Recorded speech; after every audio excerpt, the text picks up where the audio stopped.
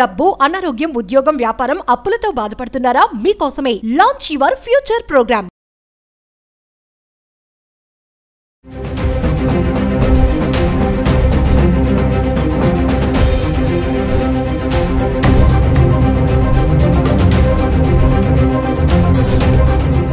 నమస్తే, welcome back to Suman TV.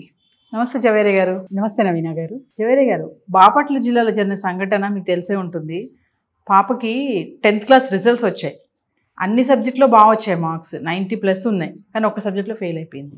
వాళ్ళ father చూసుకుంటే కూల్ చేసుకునే పర్సన్, మరి కష్టపడి చదివించాడు. అమ్మాయి కూడా అన్ని బాగా రాసింది ఎగ్జామ్స్. తీరా చూస్తే వాళ్ళు ఏంటంటే అమ్మాయికి వచ్చిన మార్కులకి మంచిగా వచ్చేస్తాయి మార్క్స్, మా అమ్మాయికి సీట్ కూడా వస్తుందని చెప్పేసి వాళ్ళు అన్ని రిజర్వ్ చేసి పెట్టుకున్నారు నెక్స్ట్ అకాడమిక్ ఇయర్కి.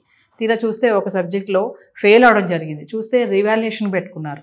మరి రివాల్యుయేషన్ పెట్టుకుంటే ఏం జరిగింది అనేది మీ మాటల్లోనే. ఇది చాలా అంటే పెయిన్ఫుల్గా ఉంటుంది నవీన గారు. ఫస్ట్ ఆఫ్ ఆల్ పేరెంట్స్కే కాదు, విన్న వాళ్ళకు కూడా.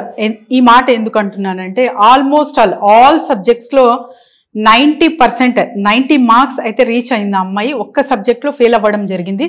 దానివల్ల ఐఐటికి అప్లై చేయాలి తను. అక్కడ గడువు కూడా అది ముగిసింది అంటున్నారు. అండ్ తర్వాత ఫర్దర్గా ఐఐటికి వెళ్ళాలని కూడా వెళ్ళాలి, అయినా రీవాల్యుయేషన్ చేసుకొని తను వెళ్ళే లోపే ఏం జరుగుతుందో తెలియదు. సో అలాంటి సమయంలో అసలు పిల్లలు అంటే చాలా వరకు కాంపిటీషన్గా చాలా మంచిగా అంటే మార్క్స్ పరంగా కూడా ఈ మధ్యకాలంలో చూస్తున్నాము. చాలా చాలా ఫోకస్ పెడుతున్నారు, రీచ్ అవుతున్నారు. టార్గెట్స్, గోల్స్ అయితే రీచ్ అవుతున్నారు. ఎస్పెషలీ మార్క్స్ పరంగా అయితే చూస్తూ ఉంటాం. ఎవరికి అడిగినా మీరు 90 అబోవ్, 90, 95 అలా చెప్తూనే ఉంటారనమాట. సో ఒక్క సబ్జెక్ట్లో ఫెయిల్ అవ్వడం అంటే రీజన్స్ ఏవైనా, కారణాలు ఏవైనా ఉండవచ్చు. కానీ రీవాల్యుయేషన్ అప్లై చేస్తే ఆ అమ్మాయికి అండ్ తర్వాత వాళ్ళ ఫాదర్, తను అంటే పూర్ ఫ్యామిలీకి చెందిన ఒక అమ్మాయి అనమాట. కానీ అన్నిట్లోనూ మెరిట్ సాధించి ఒక్క సబ్జెక్ట్లో ల్యాక్ అయ్యిందంటే అది తను చేసిన మిస్టేకా లేకపోతే పేపర్ వాల్యుయేషన్ చేస్తున్న టీచర్ మిస్టేకా తెలియదు ఇక్కడ.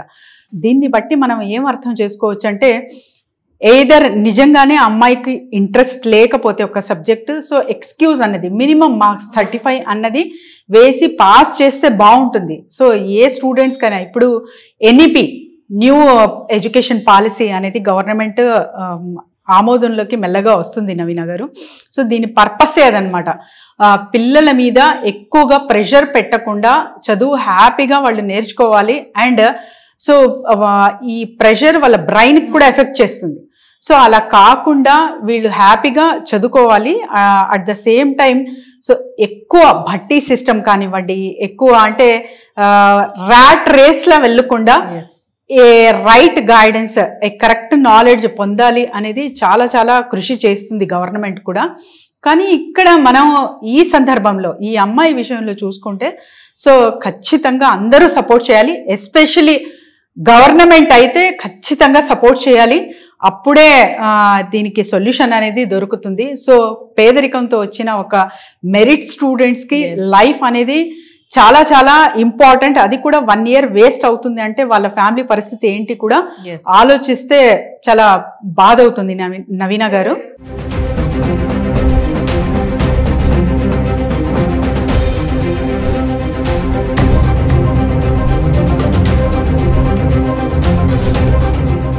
సో మేడం, ఇప్పుడు రీవాల్యుయేషన్ పెట్టుకున్నారు కదా, చాలా మందికి ఈ రీవాల్యుయేషన్ అనేది తెలీదు. సో ఫెయిల్ అయిపోతే అక్కడికి చాలామంది స్టూడెంట్స్ సూసైడ్ చేసుకోవడము, పేరెంట్స్ కూడా డల్ అయిపోవడం, ఆందోళన చెందడం, ఇంత కష్టపడి చదివించాము, అయ్యో ఇలా అయింది అని అనుకుంటారు. కానీ ఇక్కడ మరి వీళ్ళు చెప్పడం వల్ల మరి అమ్మాయికి తెలుసు రీవాల్యుయేషన్ పెట్టుకున్నాక ఏదైతే ఫెయిల్ అయిందో మరి సబ్జెక్టులు ఎన్ని మార్క్స్ వచ్చాయి అంటే ఒకసారి సో 96 మార్క్స్ అయితే మళ్ళీ వచ్చాయి నవీన గారు. సో ఆ అమ్మాయి అంటే పొటెన్షియల్ మనం ఇక్కడ అర్థం చేసుకోవచ్చు. అండ్ ఎస్పెషలీ ఐఐటిలో ఆ అమ్మాయికి ఖచ్చితంగా సీట్ వస్తుంది. సో దీని అన్నిటికీ గవర్నమెంట్ ఎస్పెషలీ హెచ్ఓడీస్ కానివ్వండి, డిఓస్ కానివ్వండి, వీళ్ళందరి సపోర్ట్ చాలా చాలా అవసరం ఇక్కడ. సో ఒక్క మాట ఒక హయ్యర్ అథారిటీస్, ఎందుకంటే కరప్షన్ త్రూ మనం చూస్తున్నాం ఎటో వెళ్ళిపోతుంది సొసైటీ. సో అలా కాకుండా ఒక్క కూలీ చేసే వ్యక్తి కూతురు సో ఇంత మెరిటెడ్ గా పాస్ అవ్వడం చాలా చాలా సంతోషకరమైన విషయం నవీన గారు. కానీ అందరూ సపోర్ట్ చేసి ఆ అమ్మాయికి ఐఐటిలో సీట్ రావాలని కోరుకుందాం. ఎస్, యాక్చువల్గా మార్క్స్ చూసుకుంటే బిఫోర్ మార్క్స్ అయితే సీట్ రాదు. మరి యాడ్ చేసిన 96 మార్క్స్ తోటి ఆ అమ్మాయికి సీట్ వచ్చే ఛాన్సెస్ చాలానే ఉన్నాయి. అప్పటికే టైం అయిపోయింది. మరి ఇప్పుడు వాళ్ళు రిక్వెస్ట్ పెట్టుకోవడం కూడా జరుగుతుంది మేడం. మనం అందరం కోరుకుందాం అమ్మాయికి సీట్ రావాలని చెప్పేసి. డెఫినెట్లీ నవీన గారు, థ్యాంక్ యూ.